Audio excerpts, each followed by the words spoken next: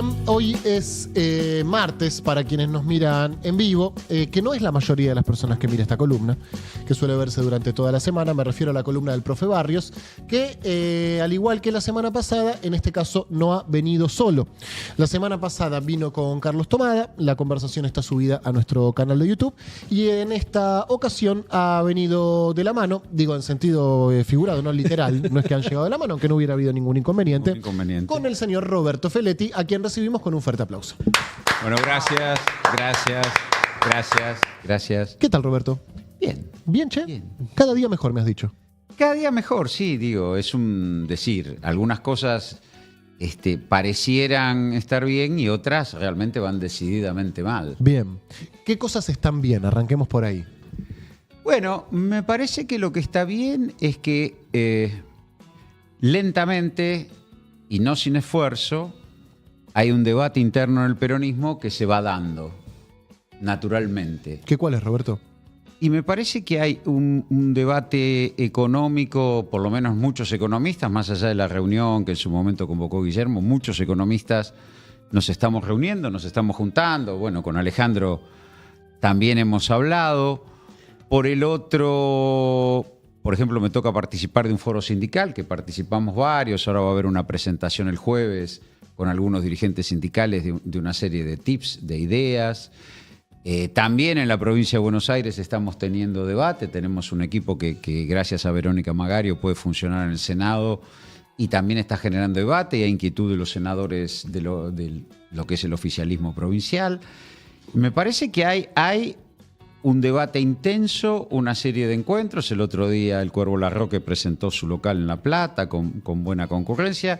Me parece que por abajo se está dando una situación, y ahora me juega ser viejo. Dale. Una situación parecida de la de los 80, cuando después de la derrota electoral frente a Alfonsín, que fue una consternación, que veníamos de, por supuesto, lo que había sido la dictadura cívico-militar. ¿Te la viste venir esa derrota vos?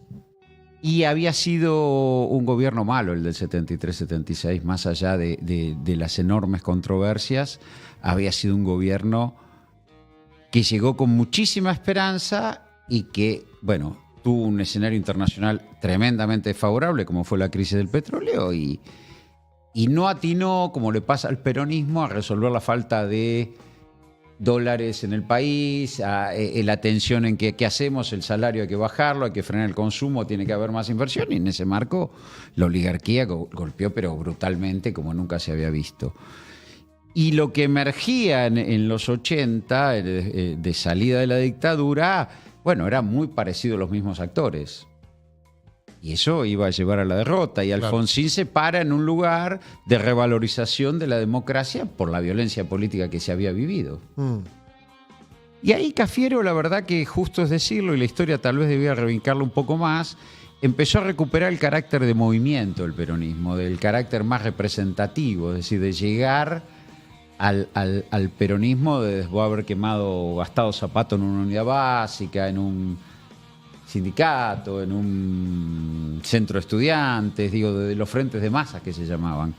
Y yo me acuerdo que llegué al PJ Capital en el 85, que se abrió la Comisión de Economía. Bueno, la presidía Kelly Olmos, esa comisión, y era todo un avance, haber llegado a entrar al partido y estar y abrir, bueno. Contale a los más chicos que por ahí no saben qué es el PJ Capital. PJ... No, mentira, Roberto, es un chiste. No me hagas sentir mal. Yo cuento el evento histórico porque me parece clave en esta etapa este debate que tiene que ir sincerando representatividades. ¿No? Uh-huh. Y a lo mejor hay cosas que en algún momento sirvieron, pero hoy me parece que abrir el juego, lograr liderazgos genuinos, representativos, desde frentes de masa, sindicatos, universidades, territorios, y que después converjan, porque también no es que éramos todo maravilloso, eran agrupaciones, nos peleábamos, ¿no? Pero se llegó a tal vez lo que fue Está bien, después alguien me va a decir, eso saldó con Menem. Sí, no, nada es perfecto. Pero se llegó a la interna más democrática que tuvo el peronismo para elegir un presidente. Y la última. La última, fue tan democrática que nunca se hizo más. Bueno, pero a lo mejor porque el peronismo no vivió las crisis que hoy se viven. Me interesa hacerte varias preguntas de esto que estuviste diciendo.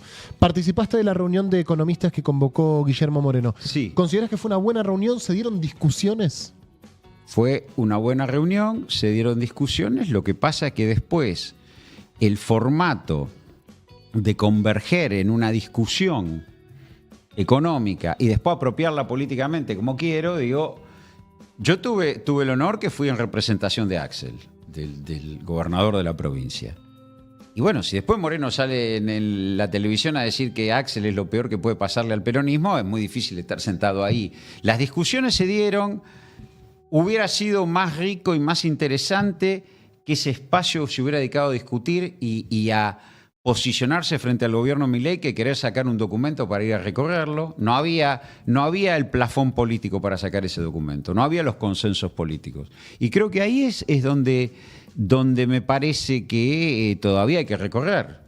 Che, Roberto, ¿y cuáles dirías que son las discusiones económicas al interior del peronismo que son importantes de ser debatidas y donde de verdad hay posiciones, no sé si antagónicas, pero por lo menos desencontradas y que ambas seguramente tengan una parte de verdad? Me parece que primero hay que asumir una debilidad del peronismo como movimiento nacional y popular para afirmar políticas de largo plazo. ¿Qué quiero decir con esto? Nosotros desendeudamos al país. Yo tuve el honor de ser funcionario de las dos presidencias de Cristina y del final de la presidencia de Néstor. Fue realmente un ciclo muy bueno y uno de los logros más importantes fue sacar de encima el proceso de deuda. Ahora, Macri en 4 años nos volvió a endeudar, trajo al fondo, rompió todo lo que se había hecho y condicionó al gobierno que venía. Bolsonaro en Brasil es una bestia peor que Macri a lo mejor. Y dijo, yo voy a privatizar Petrobras, voy a cerrar el Banco de Desarrollo, voy a abrir la economía. No puedo hacer nada. Porque las élites nacionales, o sea, si querés, las Fuerzas Armadas, los empresarios, dijeron, no, flaco, esto no lo vas a hacer. Podés hacer un modelo conservador de distribución regresiva del ingreso, pero esto no, desestructurar el país. Bueno, esa capacidad que tuvo Macri de revertir a partir de recibir 110.000 millones de dólares, bueno, es una primera cosa que hay que revisar. Cómo pararnos frente al proceso neoliberal de endeudamiento y fuga. Digamos, esa es la primera discusión. ¿Qué hacer hoy con el fondo y con la deuda? La segunda discusión es qué hacer con la inserción internacional. Paradójicamente estás en un mundo favorable a la Argentina. Digo, hay una crisis de hegemonía. Cuando haya crisis de hegemonía, Alejandro, vos lo sabés, Argentina le va bien. En general, cuando... Voy a decir algo horrible. Voy a decir algo incorrecto político. Cuando a Estados Unidos le va mal, a Argentina le va bien. Cuando Estados Unidos afirma una hegemonía, pero no es para hacer antinorteamericanismo, ¿eh? Y Argentina... Hoy hay una crisis de hegemonía en el mundo, hoy hay un bloque, como los BRICS, militar, político, económico, y Argentina podría perfectamente en ese escenario insertarse, porque además, si bien ahora están bajando, la crisis y la guerra en Ucrania le colocó los precios internacionales favorables. Entonces, digo, los primeros 15 años del siglo que fueron tan virtuosos fueron en parte por la alianza Néstor Kirchner-Lula, que le permitieron a Argentina convertir a Brasil en un mercado interno ampliado. Es muy difícil pensar hoy la Argentina sin Brasil. Ya, siempre dicen, bueno, pero vos tenés un modelo industrial con un mercado interno chico. No, en ese momento vender en San Pablo era como vender en Quilmes. Entonces eso te daba una escala. Bueno, esta fue una discusión interna con Guillermo, sobre todo, respecto de la inserción internacional. Si vos me decís discusión es la deuda, pero también los reaseguros para que no venga un tipo y nos endeude. Digo, los tipos que nos endeudaron, que fugaron, hoy son ministros de nuevo. ¿Entendés? Y eso no puede pasar. Digo, hay una debilidad muy grande. Che, tengo 1000 preguntas. Algunas del pasado, algunas del pasado reciente, del presente, y si nos queda tiempo... Estaré hablando mucha... Me hace sentir mal. ¿Por qué? porque no soy claro si tenés mil preguntas. No, todo lo contrario, me surgen preguntas de intriga y sobre todo si nos queda un poco de imaginación, pensar un poco en el futuro. Voy al pasado. Hablabas de los gobiernos de Néstor y Cristina, hablabas de las discusiones con Guillermo, hablabas de Axel. De esos tres actores de la política se habla mucho de la devaluación del 2014, como que ahí terminó la década ganada y arrancó un proceso del cual todavía no pudimos salir. Muchas veces se discute eso con grandes verdades tuiteras que no se profundiza económicamente. ¿Qué pensás de eso? Y yo creo que fue acertada la devaluación del 2014. Ah, mira, fuerte declaración. Bueno, Roberto. no, y te digo por qué. Dale, ¿por qué? Este gobierno devaluó 118%, ¿no? 120% en diciembre. En abril ya no tenía competitividad el tipo de cambio. Ya el campo le dijo, no, yo no te liquido, este dólar no me sirve. En abril Bien. comieron los precios. Axel devaluó 28 para corregir precios, porque teníamos estrangulamiento externo, porque la energía era una carga para continuar un proceso de expansión, por eso se expropió YPF. Acomoda, devalúa 28%. Hasta el fin del gobierno, eso es en enero del 2014. Sí. Fin del gobierno, esa devaluación siguió siendo competitiva, 2 años, con 28. Esto con 118 en 4 meses, perdieron la competitividad del dólar. Ahí seguí. Y tan competitiva fue que Prat-Gay dijo, no, los precios están a 15. Mentira, los precios estaban a 10 pesos. Devalúa y tiene un proceso de inflación agudo. Es decir, que la devaluación de Axel fue una devaluación competitiva que acomodó precios, que no deterioró el salario. El 2014 fue el único año que en ese ciclo que el salario no le ganó la inflación, pero lo empató. Y permitió llegar al final del mandato con las cuentas más o menos ordenadas y con precios en 10 pesos, no en 15 como Prat-Gay dijo. Así que estos tipos devaluaron 118% en diciembre y en abril ya el sector agropecuario le decía, no, este dólar no me sirve. Esa fue la diferencia. Pero aparte, como que esa fue la diferencia, como que me parece presenta fundamental. esa devaluación como una decisión unilateral de Axel. Eso es injusto. Es muy injusto, sí. Es muy injusto. ¿Por qué, che? Y porque si vos tenés tanta escasez de divisas, a su vez vos querés que la industria tenga energía, que los hogares tengan energía. Y no bueno, querés ajustar el salario. Bueno, esas son las discusiones tradicionales del peronismo. claro. Cuando el peronismo se queda sin dólares, primero se fractura. Es decir, el 2013 Massa rompe. En el 73, bueno, fue horrible, ¿no? Fue un enfrentamiento armado. En el 2015-2016, Menem se enfrenta con Duhalde por la salida de la convertibilidad, también el agotamiento de la convertibilidad. Y en el 52-53 también Perón enfrenta Lo y mismo. se le termina partiendo el ejército Lo mismo. por la crisis externa. Porque en esa crisis externa hay sectores que dicen, bueno, hay que deprimir los salarios, hay que favorecer un proceso de inversión, cosa que tal vez habría que revisarlo y tal vez habría que discutirlo más sensatamente. Y otros sectores dicen, no, lo que hay que hacer es radicalizar y avanzar sobre la sobrerrenta. Claro. No, eso es Cook y el neodesarrollismo o el desarrollismo frondicista, si querés, Cook, que decía, bueno, hay que avanzar sobre la propiedad de la tierra y después los sectores más empresariales decían, no, vamos a buscar la productividad. O en el 73 la patria socialista, la patria peronista. En el yo te diría, 97, 98, cuando era evidente que la convertibilidad no iba para más, Duhalde planteando la salida abiertamente, que si algunos dicen le cuesta a la presidencia eso. En el 2013 Massa rompiendo, ¿por qué? Porque vos tenías déficit de la balanza energética, un cambio de la política exterior de Brasil con Dilma, que Dilma empieza a decir, bueno, nosotros somos un país que tiene que estar en el BRIC, menos bola a la Argentina, más o menos, yo lo hago un poco más complejo, pero tenés conflicto con tu principal inserción internacional, déficit de la balanza de energía y los vencimientos de deuda que te pesaban. Tenías que ordenar de algún modo. No podías seguir manteniendo los estímulos monetarios y fiscales como si nada pasara. Bueno, y todas esas cosas provocan crisis y fractura en el peronismo. La última crisis que tuvimos, o la última fractura que tuvimos en el peronismo fue durante el último gobierno, una fractura. Gobierno que también me tocó integrar, quiero aclararlo porque... Sí, lo sé, Roberto, claro, lo sé. Moreno siempre que habla de vos habla con respeto, ¿sabes? ¿no? Yo también hablo Sí, con siempre te, No, siempre te valora. pará. Yo no comparto cosas, No, ya como lo dije. sé, ya lo sé. Pero no, eso no. Al contrario, yo me llevé muy bien cuando era viceministro de Economía. Él era secretario de Comercio, yo viceministro de Economía economía durante la gestión de Amado. Y yo comparto y lo respeto, no comparto cosas. Obviamente, como todos con todos. Exactamente. Durante el último gobierno había una discusión importante, digamos, que se dio antes de asumir, que se sabía, era algo previsible, no así la pandemia, la guerra y la sequía, pero la deuda con el fondo sí sabíamos que era algo que teníamos que enfrentar.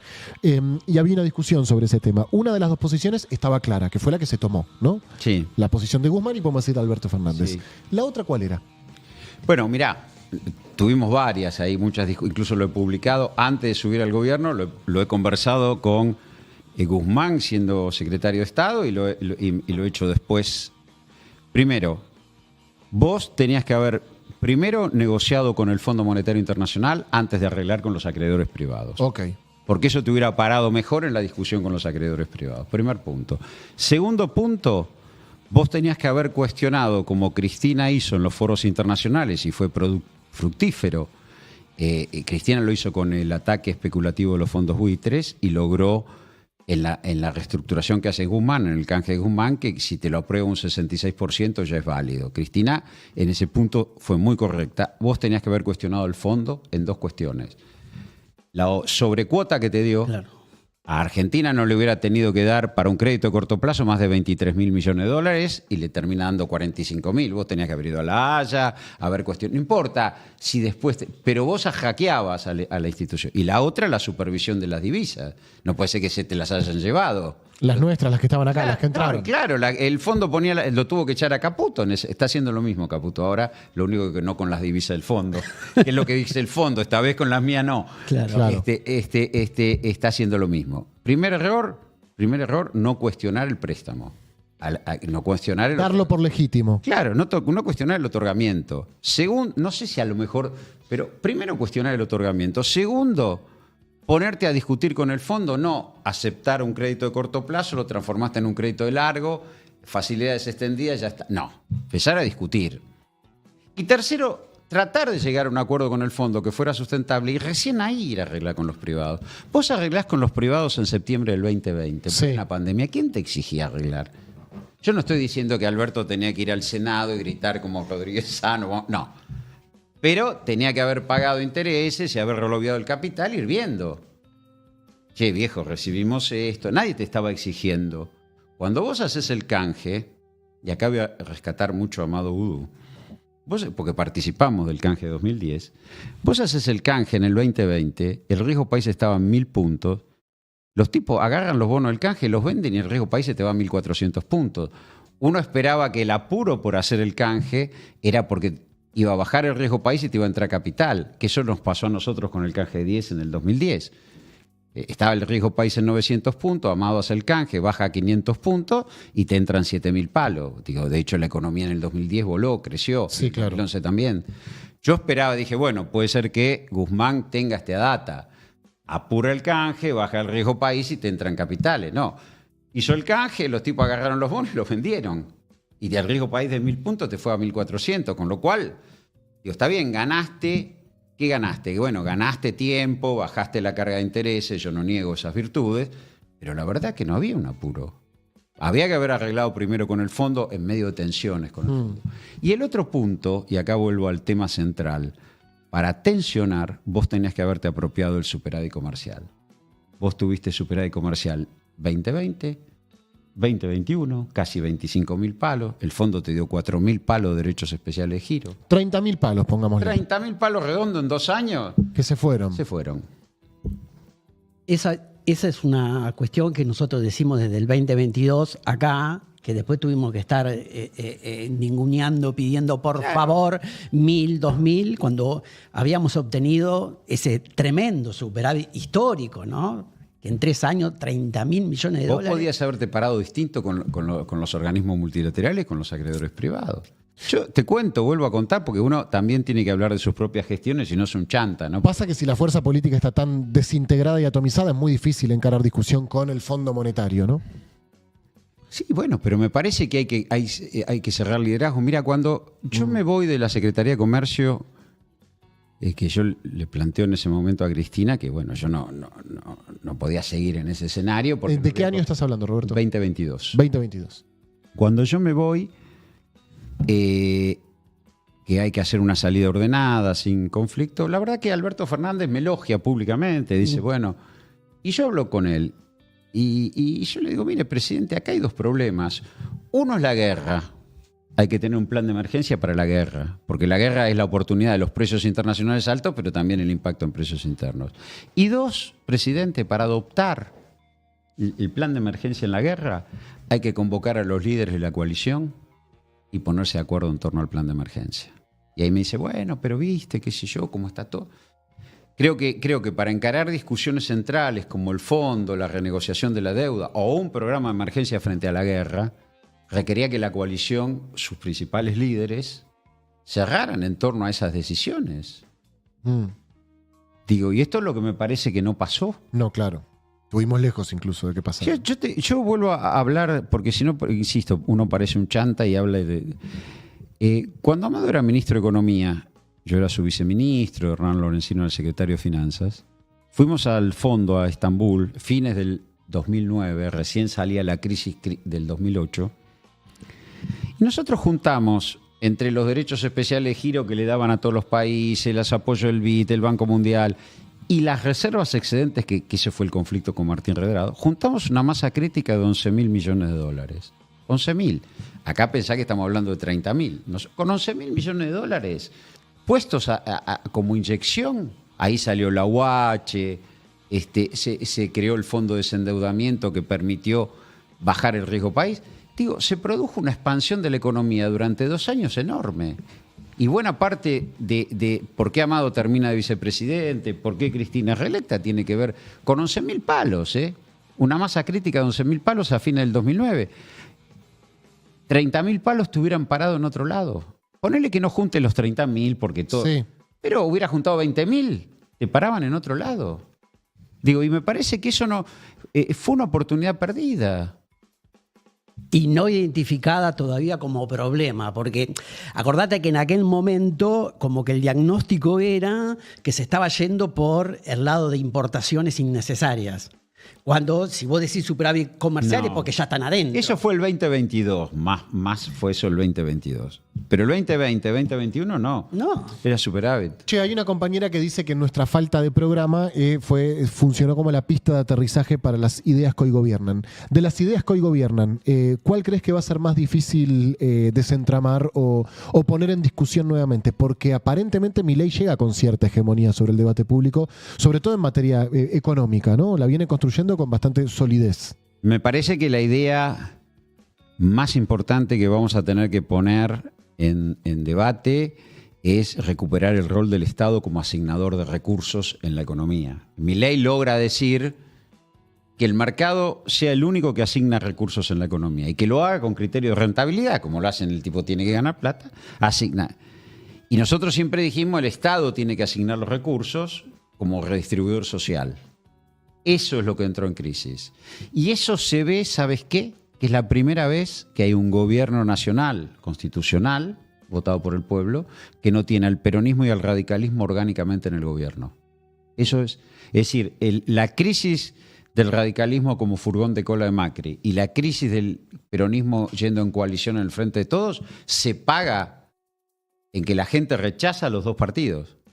Y esos dos partidos son los que siempre dijeron, bueno, el Estado tiene que ser el equilibrador social, algunos haciendo énfasis en la educación, en la obra pública. Milei arrasa con todo eso. Total.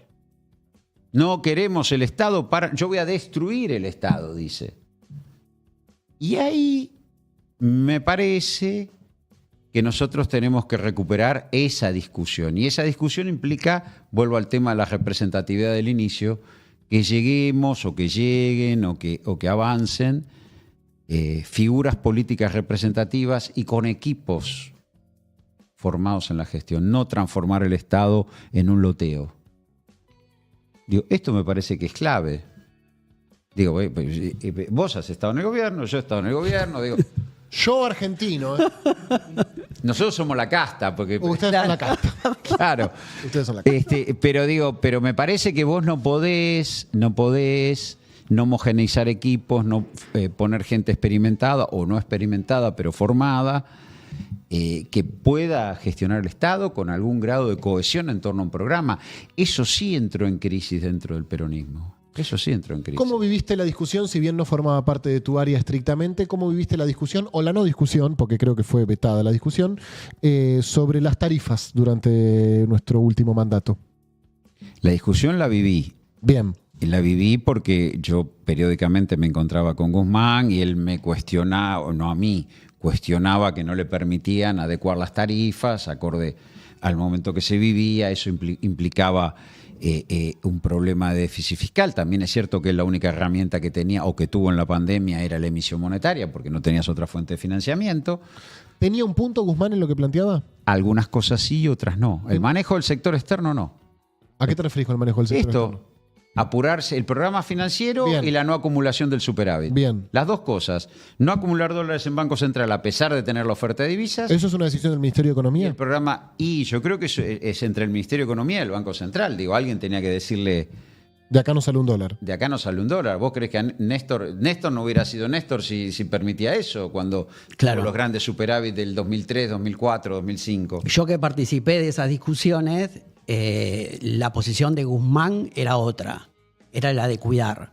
Hubo otros decisores que decidieron otorgar parte de ese superávit para que el sector privado, que tenía deuda privada, Guzmán dice, lo dijo acá sentado en esa silla, así que lo puedo contar porque lo dijo públicamente, que fue una discusión al interior del Frente de Todos y que se decidió abiertamente no abrir un flanco, no quiero decir de batalla, pero bueno, de tensión con, creo que son 15, 14, 20, no más, empresas importantes que giran a... Bueno, había una discusión en cómo pararse frente al poder económico e inclusive había una discusión de conformación de poder económico. Y acá viene otro de los grandes debates del peronismo, el desarrollismo, el capital primario financiero. Digo,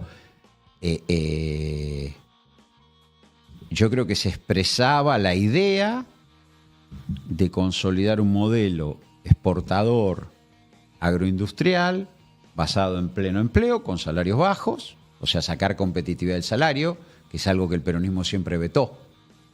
Vos no podés ser competitivo con salarios bajos. Perdemos. No. Bueno, ese modelo estuvo y se planteó. Yo creo que Matías Culfas, si lo digo, no hablo negativamente de las personas. Yo ni de Guzmán ni Matías, yo me llevé bien, de hecho discutimos mucho. Pensaba que ese modelo podía ser viable. Y para eso necesitabas empresas fuertes. Y para tener empresas fuertes no podías permitir que entraran en default con el sector externo. Entonces le permitías acceder al mercado de cambios oficial. Yo creo que fue un grave error. Es cierto que Guzmán me dijo que él no estaba de acuerdo. Yo se lo planteé en una discusión en el ministerio. Él me dijo que él no estaba de acuerdo. Sí, se lo he escuchado. No, me lo dijo. Almorzando en el ministerio. Yo le dije, mirá, Martín... nosotros no vamos a contener la inflación si no tenemos dólares en Banco Central, porque la economía se estabiliza en lo externo. Me dice, bueno, esa es una discusión que yo vengo dando. Totalmente. Y que vengo perdiendo. Che, Roberto, te voy a proponer casi un juego de rol. Un juego de rol. Un juego de rol, que es ponerte en la cabeza de un libertario optimista y preguntarte ¿dónde ves que le puede salir bien esta cuenta a Milei? En un libertario optimista, ¿dónde le puede salir bien esta cuenta a Milei? Y que se produzca un escenario similar al del 2018, donde Trump estratégicamente necesitaba sostener el gobierno de Macri por la elección de Brasil. Vuelvo al tema de Brasil, lo importante que es. Yo creo que el apoyo de Trump a Macri, más que por el mismo Macri, es porque si se desplomaba Macri, había riesgo de la elección de Brasil. Ese escenario estratégico ¿Cómo repetime eso? Perdón. Claro. Vos pensás que el apoyo, en la corrida a Macri le empieza en abril del 18. Sí. El fondo llega en mayo como un bombero y empiezan los desembolsos, creo que en junio, julio. En octubre se votaba en Brasil. Sí, claro. Si la corrida seguía, como había arrancado en abril, y no llegaba el apoyo del fondo, probablemente el gobierno de Macri tuviera No sé si caía, pero el escenario era Catastrófico. Y eso por ahí se lo llevaba... Ese colapso iba a incidir, por supuesto, en la elección en Brasil. Y podía ganar Haddad, decís. Podría haber ganado a Haddad, o podría haberle costado más ganar a Bolsonaro, que podría haber llegado más débil. Claro. Igual ganó por poco, si no... No, Haddad ganó cómodo. en la segunda vuelta le creo que le ganó. Hubo segunda vuelta, es cierto. Creo que le ganó cómodo. Pero lo que quiero decir es que lo que ve Trump en ese apoyo descomunal que le da el fondo a Macri es el riesgo de un colapso del gobierno de Macri que tuviera un impacto en la región, y sobre todo en Brasil. Claro. Bueno, Milei hoy necesita dólares. Si yo fuera un libertario optimista, prendería una vela para que gane Trump y diría que el blanqueo me vaya bien, que me tiene que ir bien, y juntaría dólares, porque no creo que haya esto del fondo de Arabia Saudita, me puedo equivocar, ¿no? Pero las experiencias no dicen que eso vaya a venir de ahí. ¿Qué Que es el fondo soberano de Arabia Saudita le va a poner un montón de plata de un gobierno que está alineado automáticamente con Israel? No pareciera. Pero no sabemos. Digo, si yo fuera un libertario optimista, diría, me va a ir bien en el blanqueo, la juntamos y eso me da un puente financiero hasta mayo, junio del año que viene, donde Trump llega con la caballería y nos salva. Bien. Ahora termina el juego de rol. Sos Roberto Feletti. Nuevamente. Y esto va en camino, en este escenario, a riesgos serios de devaluación y default. Lo mismo que dice el profe Barrios. Lo mismo. Sí, la doble D. Devaluación y default. ¿Default con quién? Y con los fondos de inversión, los tenedores de bonos. Default de los bonos que canjeó Guzmán, paradójicamente. Dale, sí. Porque se viene una demanda de divisas tan espectacular en el 2025, donde todavía no empieza a pagarse el crédito del FMI, que recién empieza en el 2026.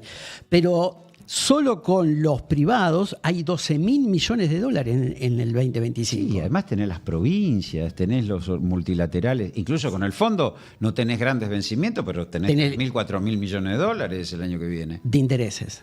¿Y por qué no devalúa el gobierno? ¿Y cuánto puede estirar esta situación? Bien, ahí dos cosas primero. Hay que decir, las reservas brutas en lo que va enero-julio cayeron 4,5%. Lo cual, a pesar de haber devaluado 120%, yo creo que el gobierno no devalúa porque está esperando fuentes de financieras que impidan, porque eso le provocaría una aceleración de la inflación de nuevo y un impacto sobre la situación social. Digo, una devaluación. Primero, una devaluación siempre es negativa, siempre te provoca tensiones. Una devaluación en este contexto, donde más no tenés reservas, donde además, si vos tomás los agregados monetarios totales, todos los pesos que existen, los que tenés en el bolsillo, en la caja de ahorro, en plazo fijo, todos los pesos, y los dividís por las reservas brutas, y haces un dólar de paridad teórica, que es el que todos dicen, bueno, a ver, ¿cuánto sería el dólar de dolarización? Da 3.200 pesos. Y el dólar oficial está 1.000. Cualquiera mira eso y dice, un junior hace ese cálculo y dice, che, me parece que... ¿No? Entonces, Caputo sigue poniendo dólares para que no se vayan los dólares financieros, para que los que entraron en la bicicleta financiera salgan tranquilos. ¿Sí? No quiere que el mercado se agite. Ahora, sin reservas, con una paridad teórica tan alta, tan abierta con la paridad oficial, una evaluación sin financiamiento puede ser una cosa complicada. En un escenario que vas hacia fin de año con una recesión importante, porque el otro punto que va a empezar ahora y que ya está empezando es el desempleo. Vos matás la inflación con desempleo. Alguien diría, la diferencia. Digo, porque incluso algo peor que el salario no te alcance para llegar a fin de mes, no tener salario. ¿No? El desempleo es una cosa mortal en la imagen de una persona. No tener trabajo, buscarlo, no encontrarlo. Es muy riesgoso donde estamos parados. Es muy riesgoso y no sé. Bonelli, no lo digo yo, dicen que los financistas le dicen a Caputo el general Alais, el general ese que iba a combatir a Rico, ¿se acuerdan? En Semana Santa. Él es muy chico. No, sí, sé quién es. Bueno. ¿Por qué le dicen general Alais? Porque nunca llegó. Porque nunca llegó a combatir. El Caputo está prometiendo los dólares, tengo el financiamiento de los árabes, tengo el financiamiento del blanqueo, tengo el financiamiento del RIGI, y el del fondo. Porque en realidad hay que leer también lo que dice el chileno. ¿Cómo se llama el chileno este que Milei detesta? El del fondo. El del asunto semiférico. Sí. Bueno, el chileno dice abiertamente: yo no voy a cometer el error de mis predecesores de ayudar a la Argentina sin condicionamientos. Claro. Rodrigo Valdés. Rodrigo Valdés dice eso y dice: este tipo de cambio no parece ser. Pero además las decisiones que están tomando, vos decís, es un gobierno que toma nota de este problema Claro, no. y morigera. No, estimula a que haya mayor demanda. Vos fíjate, de dólares, ¿no? Vos fíjate que acorta los plazos que le había dado a la Simpo, que eran 25, 25 y 25. Si vos importabas $100.000 del exterior, pagabas 25%, ¿no? Bueno, ahora no, ahora se paga 50%. Con lo cual, en septiembre y octubre, que son meses muy difíciles, vos no vas a pagar un mes de importaciones, vas a pagar un mes y medio, porque se juntan los 25% de los meses anteriores más los 2.50 de julio. Es que pareciera a comprar dólares al tipo de cambio oficial porque Claro. mañana quién sabe, y es raro eso para un... Estimula la demanda, va a bajar el impuesto país, o sea, va a abaratar las importaciones cuando Argentina ya está cara en dólares, con lo cual es posible que aumente una demanda de divisas para importar cosas que van a salir 10 puntos porcentuales menos que hace un mes. Con lo cual te va a explotar el desempleo ahí. ¿Entendés? Como que estamos en una situación muy, muy difícil y el gobierno toma decisiones o toma políticas públicas que estimulan profundizar ese problema. A menos que Milei se asuma a sí mismo como un gobierno de transición y su legado termine siendo la licuación del peso a punto de dejarlo a tiro de dolarización. Yo no lo sé. Pero la verdad que lo que dice Alejandro es incomprensible. Uno puede entender las presiones de los factores de poder, pero están drenando divisas todos los días. Están drenando divisas todos los días. Y no aparecen. Bueno, ahora dicen que con el blanqueo van a entrar 3.000 millones de dólares. Igual es poco. Sí, es poco. Pero- Sí. Dicen que van a entrar 3.000. Dice Caputo. Por eso digo, el general Lais dice a todos: va a Sí. venir los dólares del blanqueo, van a venir los dólares De Arabia. van a venir los dólares del fondo. El fondo, lo que dice Rodrigo Valdés, es jodido lo que voy a decir, pero lo que dice Rodrigo Valdés, Podés no decirlo, Roberto. no, pero lo voy a decir porque lo que dice Rodrigo Valdés es lo que el fondo le dijo a Domingo Cavallo en agosto del 2001. Mingo, si no salís de la convertibilidad, Sos boleta. sos boleta. Y acá le están diciendo: mirá, no te vamos a ayudar si no corregís el tipo de cambio. Pero qué sé yo, no sé. Evidentemente hay una decisión política de por este rumbo sostener, y es una suerte de salta gallina, vayamos al precipicio, si llega la ayuda antes a fe. Qué sé yo, están jugando con los nervios de todo el mundo. Claro, ¿y cuál es el objetivo político? Es anclar el tipo de cambio y que eso sea el ancla de la inflación en el mediano plazo. O sea, que la inflación vuelva a converger a ese 2%. Lo que pasa es que no hay esa convertibilidad, esa ancla si no tenés dólares. Claro. Cuando Cavallo hace la convertibilidad en el 91, abril del 91, si bien no eran muchos los dólares, primero devaluó un 100%. Y después la ancla, ¿pero por qué? Porque venían los dólares de las privatizaciones, se sabía de dónde iban a venir los dólares. Los años dorados de la convertibilidad, que Menem lo hace con un criterio bastante peronista, porque provoca una expansión del consumo y coloca a la sociedad argentina en la frontera del consumo global, el complejo electrónico. ¿Por qué? Porque venía un flujo de divisas enorme de las privatizaciones. Claro. Y eso le da los 4 años dorados de la convertibilidad, 91-94. Después cuando se acaba, Chau. empieza el desempleo. Claro. Che, Roberto, te voy a hacer una pregunta un poco más conceptual, si se quiere, porque ahora hay una idea que gira en torno a la capacidad que tienen los libertarios de interpretar este mundo y la incapacidad nuestra, ¿no? Como qué viejos que quedamos, seguimos bueno. leyendo el mundo como si fuera el siglo XX.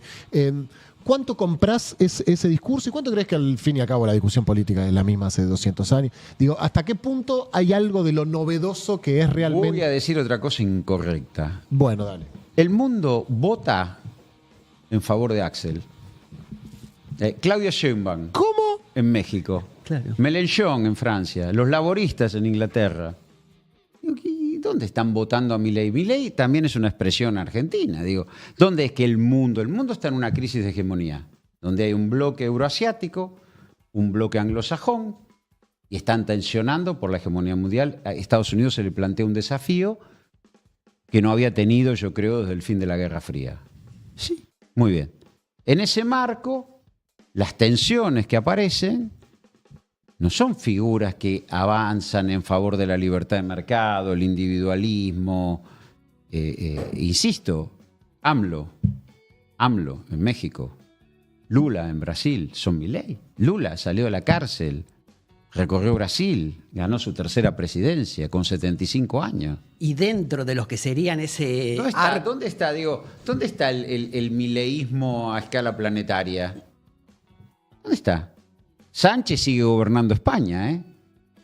Y dentro de lo que serían el arco ideológico parecidos a él, están viendo otro mundo diferente. Él está viendo el mundo de los 90, él se cree que estamos en la época de Menem, y resulta que Estados Unidos está con una relocalización de sus empresas adentro de su frontera. Porque logra el autoabastecimiento energético, gana competitividad ahí. ¿Dónde están las aperturas económicas? Vos en los 90 en favor de Menem, en este menemismo tardío que vamos a agarrar acá. No estaba para hacerse el loco. Había hegemonía estadounidense, había ganado la Guerra Fría, el consenso de Washington, apertura, desregulación, privatizaciones, bueno, el tipo qué sé yo. Era un mundo y también la sociedad argentina necesitaba una modernización, digamos. De pronto pasamos de metal mecánica a la digitalización electrónica sin escala. Es cierto. Ahora, este mundo no es ese, es un mundo en guerra. Es un mundo en guerra, donde los estados están asignando recursos y están buscando autoabastecimientos. Europa, la Unión Europea, va a pagar muy caro el alineamiento con Estados Unidos. Roberto, cuando lográs... Por eso digo el mundo, cuando yo digo que el mundo vota a favor de candidatos como Axel, es Claudio Sheinbaum, es Mélenchon, ahora no me acuerdo el nombre del laborista, es Lula en Brasil, es Petro en Colombia, es Sánchez en España. ¿Dónde están los Milei? Ni siquiera Víctor Orbán en Hungría o en Polonia. Bukele tampoco. No, y Bukele, pero aparte, es El Salvador. Yo te estoy hablando de Brasil, de México, de Francia. Quizás no están tanto. El Salvador, ¿no? Quizás no están tanto, claro. No están tanto en el Estado, pero si nos despegamos un poco de la coyuntura, te hago la última, cuando apelo a la imaginación política, ¿qué cosas deberíamos discutir y no estamos discutiendo? Yo creo que lo que hay que discutir esencialmente es el retorno del Estado como asignador de recursos en la economía. Y para eso requiere fuerza política, porque el Estado no es una entelequia, no es que yo llego y hago... No, requiere una fuerza política organizada, representativa y algunas ideas claras, como yo te decía, respecto a la deuda, respecto del manejo del sector externo, respecto de la inserción internacional. Pero ¿no sentís, Roberto, que hace muy poco tiempo que la mayoría del pueblo argentino votó por esa discusión en contra de lo que nosotros pensamos? Sí, y no por eso uno va a abandonar el deseo de representar lo que uno piensa, sino entonces que me hago libertario, porque no, eso yo creo que también hay 11 millones de personas que votaron por lo que uno piensa, hay 10 millones de personas que no fueron a votar, está bien, bueno, no fueron, qué sé yo, a lo mejor son... Y también lo que uno está viendo es el agotamiento rápido, muy rápido, del programa de corto plazo libertario. Claro. Porque Milei logra un gran éxito a principios de julio, un gran éxito político. Ley bases, Pacto de Mayo y tranquiliza la calle. 9 de julio es el momento, y ahí le empieza la corrida. Entonces, ¿qué pasa? Los agentes económicos no dijeron, bueno, logró las herramientas que necesita y empieza la corrida. Y empieza Caputo a vender y... ¿Qué pasa? Hay que verlo eso. ¿Sos optimista, Roberto? Respecto de que nosotros podemos reconstruir un movimiento nacional y popular, sí. ¿Y respecto de qué no? Y respecto que necesitamos dar discusiones que van apareciendo, pero que no le gustaría verlas más arriba. Bien. Más arriba, porque la estamos dando abajo en determinados niveles y sería conveniente que sean... ¿Hay más arriba? Hay más arriba. Bien, perfecto. Y debería verlo, ¿no? Bien. Hay más arriba. Hay. Yo por mi parte estoy. No sé si tenías ganas de decir algo que no pudiste decir. No, al contrario. Te agradezco mucho la entrevista. Gran mérito del Te agradezco mucho a Alejandro. Trabajamos hace muchísimos años juntos. Gran economista. Yo una Gran última militante. pregunta, ¿puede ser? Yo, pero... ¿A mí? Sí, no, Ah. a él. Nosotros acá en Gelatina, en el 2022, como que caracterizábamos a lo que venía como una gran oportunidad para Argentina Sí. en cuanto a tener renta minera, renta energética, la tradicional renta agropecuaria, y que los pibes de las nuevas generaciones iban a tener una gran oportunidad quizás de apropiarse de esa oportunidad y patear muy para adelante lo que nosotros siempre hemos sufrido, esto que hablabas vos de la restricción externa, ¿no? Con esto que ha planteado Milei, porque el endeudamiento sigue creciendo, la condicionalidad del RIGI, esa oportunidad la seguimos teniendo, los pibes pueden plantearse de que hay una oportunidad de ahí y que hay que ir a tomarla. La renta Bueno, extraordinaria existe. Por primera vez vas a tener un sector desde la fundación de la Argentina moderna que va a ser proveedor de divisas, que no es el sector agropecuario, como es el energético. Y eso es un cambio estructural enorme.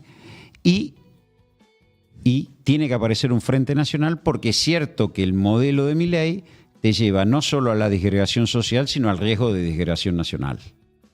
Y eso es un tema grave, porque tampoco uno entiende cómo los gobernadores le firman el Pacto de Mayo, que establece un límite al sector público dentro del tamaño de la economía, y después se quejan que no le mandan las transferencias. claro.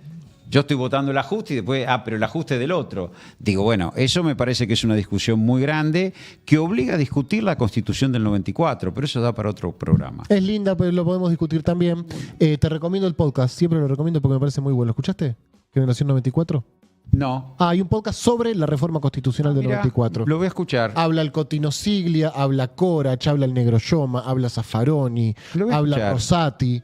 Está bueno, la verdad que siempre que puedo lo recomiendo porque me pareció un buen contenido y una buena discusión. Gente, hablando un poco del sector privado, no sé cuántos de los que están en el chat vinieron a ver sector privado al Teatro Metropolitan. Ahí está. El profe Barrios vino. Sí. ¿La pasaste bien?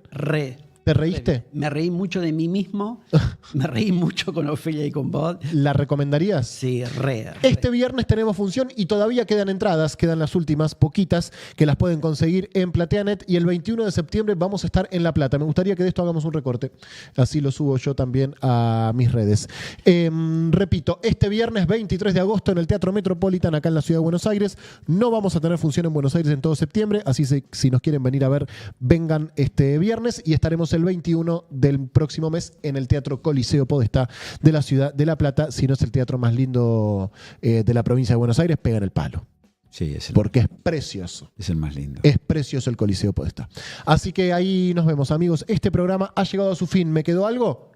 Listo. Gracias, Teo. Gracias, Nehuen Sebane. Gracias, Vicky. Gracias, Sofi. Querido profe, nos vemos el martes que viene. Seguimos con invitados, amigos. ¿Vamos los dos solos? ¿Qué querés hacer? Vemos. Roberto, un gusto, Gracias por la invitación. Muchísimas gracias. Las puertas siempre abiertas. Hasta acá ha llegado nuestro programa de martes. Que tengan todos una linda tarde. En caso de que eso sea posible, nos vemos mañana. Chau. Un día de paseo en San